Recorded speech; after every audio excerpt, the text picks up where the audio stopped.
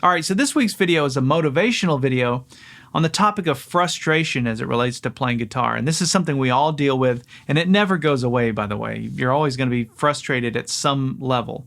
And I get emails from site members all the time that are wanting to quit guitar because they're just so frustrated with it. So I thought I would share 3 frustrations that I've had recently and what I've done to overcome those, and hopefully these will resonate with you and be helpful. And feel free to leave a comment if you've got your own frustrations.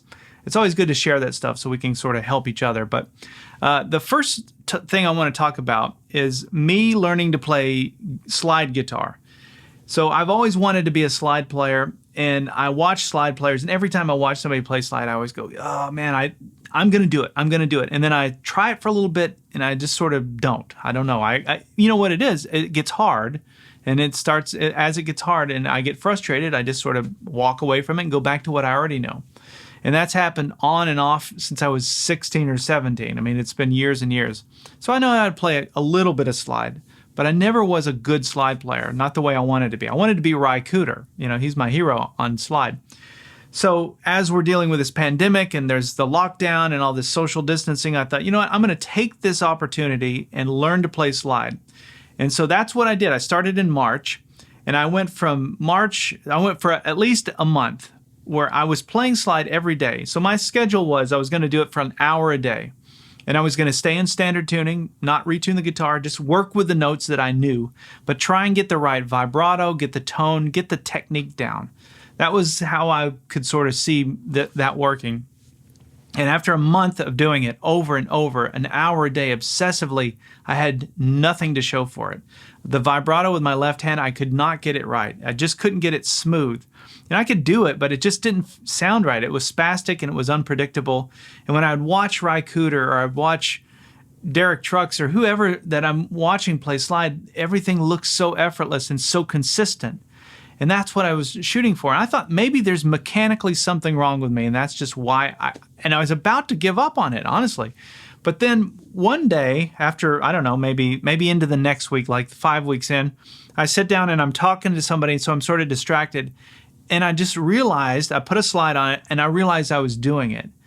And I could feel it. It felt right. It felt right in my hand. So it didn't last for very long. It only lasted for a few minutes, and then I went back to my old ways. But I was so curious as to what happened there. Why was I able to do it? And when I realized what it was, it's a very simple thing. It's just relaxing. That's what it is. And so if you're struggling with something, maybe you're trying something over and over again, and if you feel like you're not getting anywhere, maybe it's speed or cross-picking or something, relax. Relax the muscles in your shoulder, in your elbow, in your wrist, both arms. When you can do that, you'd be surprised at how much faster and more accurate you can be. And you can do things that you can't otherwise. You cannot play slide if you're tense. And that's a hard thing to do because your natural inclination when you're frustrated is to tense up. And that's what happens. And then when you tense up, you cannot do that thing you're trying to do.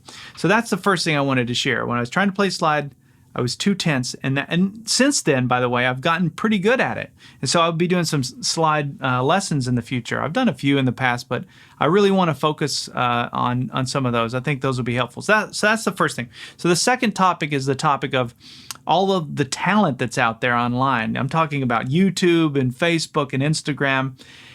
And for me anyway, it's very frustrating. I watch, I'll see some girl that I've never heard of that's amazing, player, and then I'll see some little kid that's 15 that's amazing in a country I've never heard of. And it's just like they're all around the world. And it's not like there's one or two of them. There's like hundreds and hundreds of new people. It seems like every day that are popping up. That's the beauty of the internet. We have this window into the world now, but it's sort of like, as somebody that's been slugging away at this, paying my dues, playing every day pretty much for 30 something years, I see some kid that's 15 and they're better than me, or it looks that way. I'm like, it's frustrating. But the thing that I have to remind myself, and the only reason I'm bringing that up, it's not a jealousy thing, it's admiration, but it's just a frustration point. I'm bringing it up because you have to remember online you're seeing the edited version of everything. Even this video you're watching, this was not a one-take thing. I'm sure there's screw-ups along the way. There always are. And so you cut those out. And it's true when I do my lesson video on Friday, I'm always screwing that up. I never get it in the first take. It's always several takes in that before I start to be able to do it. So you're not seeing reality. And so I have to remember that even when I'm seeing some kid play on Instagram, you're seeing who knows how many takes that was, and then you're getting kind of the highlight reel, the best of. But that's one way that I can deal with that frustration, is just to remind myself that you're seeing the edited versions of those videos. So if you get frustrated when you watch other players, just remember they probably had to do it many times before you saw the version or the take that you're watching. Okay, so the last thing is one that will interest all of us, because we're all interested in this at some level, and that's speed and playing faster. And even if you're a fast player, you still want to play faster. And I'm not talking about because you want to be a speed metal player, but even if you're a jazz player or a blues player, there's little fast runs that you want to be able to do. It's just part of it. And speed is very, very frustrating. It's probably the most frustrating thing that I've ran across, because I can work on the same lick over and over again. There was a Doc Watson thing that I've been doing forever on acoustic guitar, and I still can't do it the way he does it and at the tempo that he does it. So speed is another one of those things where you have to obviously relax. It goes back to what I was saying with trying to play slide. But somebody told me this, and I wanted to pass this on because I thought this was good advice. If you want to play fast, you have to practice fast. And I thought that was interesting, because it's sort of counter to what I thought. I thought you had to practice accurate, and then you would slowly increase the speed over time. But I was reminded that if you practice fast, it's going to be sloppy, but you're getting in. It's a whole different muscle memory set than you're dealing with accuracy. It's kind of like the difference between walking and running. They're just different. You're using different skills to do those two different tasks. So if you want to be a fast player, try practicing. Maybe you've never tried this, but take a metronome and try and push yourself beyond your comfort zone where you're totally going to screw it up. And it's that uncomfortable part. That's why we don't usually do that, but that's what you have to do. That's how you push it to the next level. So you play fast with all the mistakes, but you keep doing it until you clean those mistakes out, and they will work themselves out, and it happens pretty quickly. So try that out. Metronome, play faster than you're comfortable playing, even if it's not accurate, and you'll see the results in that fairly quickly. One example I have of that in particular recently is I started trying to learn the solo to Sultans of Swing by Dire Straits. Why? I don't know. I just heard it on the radio, and I thought, I'm going to learn that because I've heard it a million times. It's such an iconic solo.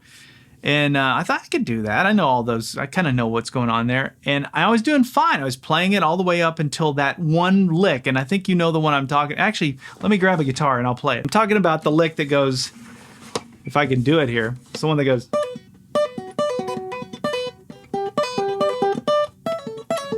I can't even do it, right? Anyway, you know the one I'm talking about. So that's the lick that I was trying to do that with a flat pick, and I could not do it. I tried it over and over again, and I just gave up on it. So I thought, well, I'm going to do it the way Mark Knopfler does it. And so I was doing it with my fingers, and I could kind of do it like that, but it's sloppy and it's not super accurate, and it's not the tempo that he plays it at. They do it at 148 beats a minute. So I was so frustrated with that, and I thought, well, I'm just going to watch. What does he do? How does he do it now? Mark's not a spring chicken anymore. Like, how's he playing it? So I watched some videos on YouTube, and you should try this. You should just go on there and do a search for Sultans of Swing Live. I think that's what I was looking up. But anyway, I saw him in the last 10 years playing that, several clips of them, and he was kind of screwing it up a little bit. Not bad. It wasn't horrible, but he wasn't super accurate himself. My point in this is, if Mark Knopfler, who's the gold standard for that lick, if he has a hard time playing it, I shouldn't beat myself up for not being able to do it exactly the way he does it. And so it's just a tough lick. It's a very cool lick, but it's one of those things that I've struggled with and just been frustrated. One little lick that, I'm not going to, how much of my life am I going to invest in this? But I wanted to be able to do it the way he does it. And so every now and then I can play it at the right tempo and it sounds okay. It's a little easier on an electric guitar, but anyway, these are some frustrations that I've dealt with recently and sort of what I've done to overcome them. A lot of it's mental. I have to remind myself that, oh yeah, okay, Mark Knopfler screws up too, so okay, I'm going to give myself some slack here. A lot of this is just giving yourself some slack. You have to remember that this is a hard thing to do. People that are learning to play an instrument, we're dealing with a lot. And it's a lot of frustration, and people that don't play don't realize how frustrating it can be. So keep at it. Don't just quit even when it gets hard. You got to just kind of keep pushing your way through it, but you got to have fun with it. And the last thing I'll say is if you're ever at a point where you're trying to do something and it's just not working, just put the guitar down, walk away for half an hour and come back to it. You'd be surprised at how much better you sound that way. Sometimes I'll pick up the guitar and I sound like I don't know what I'm doing. And I don't know why. It's just everything is falling apart. That's just normal. And when that happens, I just put it down, I go do something else, and then I come back, and then it's like, okay, now I'm back. I don't know what it was. It's probably something mental, but that happens to all of us. All right, so feel free to leave a comment. Hopefully this has been helpful to some of you out there, and let me know if it has. And if you haven't subscribed to the Active Melody YouTube channel, click the subscribe button, click the alert bell, and then you can be notified when I put out new videos like this, which I do all the time. All right, we'll see you in the next one.